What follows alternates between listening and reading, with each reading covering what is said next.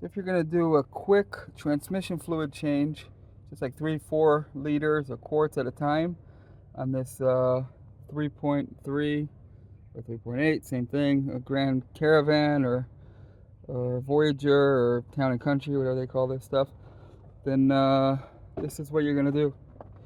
You're going to remove this right here, plastic clip, right here. It's like the holder for the clip,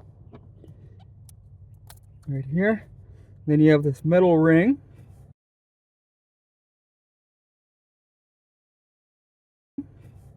which you're going to remove right there.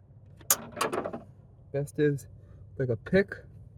You're going to go in there and you grab the ring just like that, pull it up. It's easier if you go from the bottom, from the end of it. You'll see it pops up. You want to remove it with making sure it doesn't go flying anywhere, but you could get them replaced. Here you go. You lift it up a little bit, then you can sneak in right there and get it out. Just do it slowly, and I usually put my finger on it just like that, just to make sure it doesn't fly, and then usually you can save it.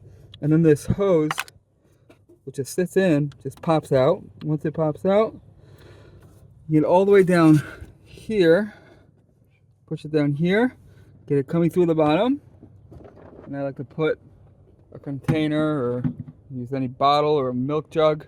This one I like because it has the markings of how much fluid is in there. See, so I changed about 3.5 quarts. That way I have another half a quart left. And just in case if I spill a little bit, I'll have extra. And then when you're done and you measured how much you took out, you want to put the exact same amount in, unless you have any issues with your transmission, and then you want to make sure you put whatever it needs.